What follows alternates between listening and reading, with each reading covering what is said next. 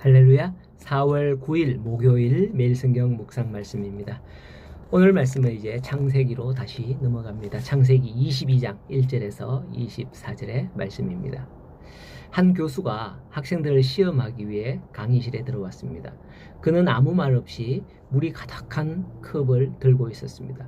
학생들은 그가 무슨 말을 할지를 기다렸죠. 교수는 이렇게 묻습니다. 이 컵의 무게는 얼마일까요? 학생들은 각자 200g입니다. 300g쯤 될 겁니다. 라고 대답을 했어요. 교수는 고개를 끄덕이며 말했습니다. 정답은 중요하지 않습니다. 중요한 것은 이 컵을 얼마나 오래 들고 있느냐입니다. 그리고 설명했습니다.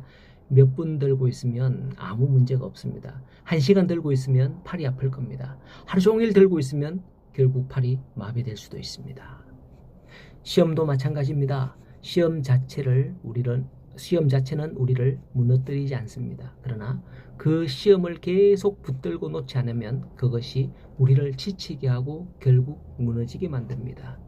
시험은 피할 수 없는 것이지만 그 시험을 어떻게 받아들이고 내려놓느냐가 중요합니다. 라고 했습니다. 그렇습니다. 우리도 살아가면서 많은 시험에 부딪힙니다. 그때마다 그 시험을 어떻게 대하느냐, 가벼운 것이라 할지라도 말이죠. 그 시험을 어떻게 대하느냐에 따라서 우리의 삶의 질이 달라지게 되는 거죠. 오늘 말씀에 하나님께서는 아브라함을 시험하시죠. 1절에 그 일 후에 하나님이 아브라함을 시험하시고 부르시되 내 사랑하는 독자 이삭을 데리고 모리아 땅으로 가서 내가 네게 일러준 한 산에서 그를 번제로 드리라 하는 겁니다. 이게 아브라함에게 내려진 시험이었습니다.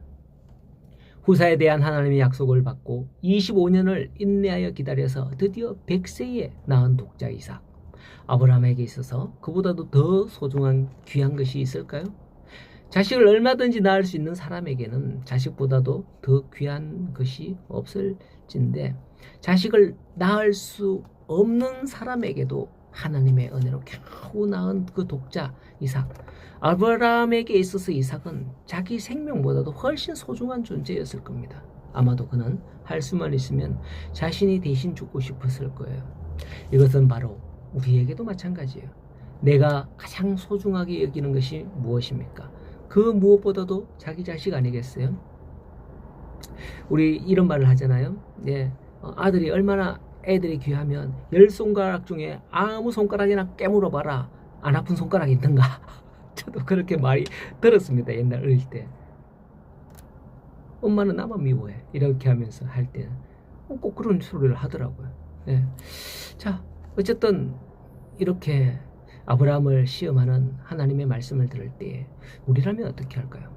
아브라함은 어땠는지 보시기 바랍니다.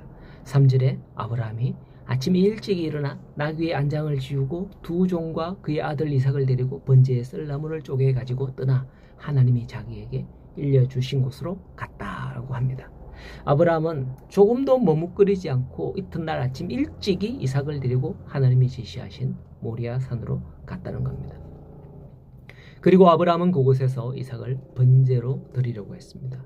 한마디로 아브라함은 인간의 생각과 판단으로는 도저히 납득할 수 없는 하나님의 명령에 아무런 이의 제기나 주저함 없이 즉각적으로 순종한 겁니다. 그렇다고 아브라함에게 어떤 괴로움도 없었다고 볼 수는 없습니다. 여러분, 이삭이 누구입니까? 아브라함이 100세에 낳은 유일한 상속자, 유일한 독자 이삭입니다. 그러한 상황에서 이삭을 번제로 드려야 했던 아브라함의 심적 고통이란 이루 헤아릴 수 없이 컸을 겁니다. 아내 사라에게는 말도 못하고 번민을 거듭했을지 모릅니다. 여기 성경에 보면 아내 사라와 상의했다 이런 말 1도 없습니다. 그렇게 모리아산으로 가는 3일 동안 그는 거의 제정신이 아니었을 수도 있습니다.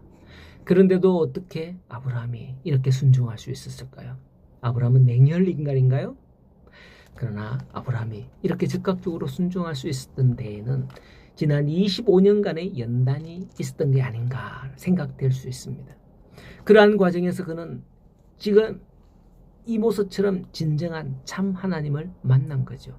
그렇기 때문에 지난날 자기와 동행하신 하나님을 믿고 확신했기에 아무런 의심과 주저함 없이 하나님의 명령에 전적으로 순종할 수 있었던 겁니다. 이와 같이 믿음으로 사는 성도들도 이성적인 판단으로는 도저히 이해할 수 없는 것이라 할지라도 하나님의 선하심과 그분의 능력을 믿고 순종할 수 있는 그 믿음으로 나아가기를 소원합니다. 그럴 때 하나님은 말씀하시죠. 12절에 그 아이에게 네 손을 대지 말라. 그에게 아무 일도 하지 말라. 네가 네 아들 내 독자까지도 내게 아끼지 아니하였으니 내가 이제야 네가 하나님을 경외하는 줄 아노라 하셨습니다. 물론 하나님이 아브라함을 모르셨을까요? 저는 전지전능한 하나님이 다 아셨다고 생각합니다. 그런데 굳이 왜 이런 시험을 하신 걸까요? 그것은 아브라함 자신의 믿음의 수준이 어디까지인지 이 일을 통해서 자기 자신이 볼 수 있었던 겁니다. 내가 이렇게까지 믿음이 성장했구나 하는 것을 이 말씀을 들으면서 알게 되는 거죠. 하나님을 알고 끝나는 게 믿음이 아니라 나도 알고 다른 사람들에게도 보여주며 알게 하는 그게 바로 믿음이라는 거예요. 그렇다고 뭐 보이기 위한 바리새인들처럼 그런 믿음 하는 거 이야기하는 건 아니고요. 아브라함 자신도 그 순간 놀랐을 겁니다. 아브라함이나 이삭은 아마도 죽는 순간까지 그 일을 계속 그때 이런 일이 있었어 라고 이야기했을지 모릅니다. 마치 남자들이 군대 갔다 온 이야기를 죽을 때까지 하는 것처럼 말이죠. 네. 하나님은 아브라함의 믿음을 보셨고 이미 수풀에 수량을 예비해 두셨죠. 그 수량으로 그곳에서 번제로 하나님께 드린 것입니다. 하나님께서 우리를 시험하실 때 서두에 말씀드린 예화처럼 시험 자체는 우리를 무너뜨리지 않습니다. 그러나 그 시험을 계속 붙잡고 해야 돼, 말아야 돼, 이거 어떻게 해야 돼 하면 그것이 우리를 지치게 하고 결국 우리를 무너지게 만듭니다. 시험은 피할 수 없는 것이지만 그 시험을 어떻게 받아들이고 내려놓느냐, 그게 더 중요한 것이죠. 그것을 꼭 기억하시기 바랍니다. 하나님의 시험을 통과하는 믿음의 성도들이 다 될 수 있기를 간절히 소원합니다.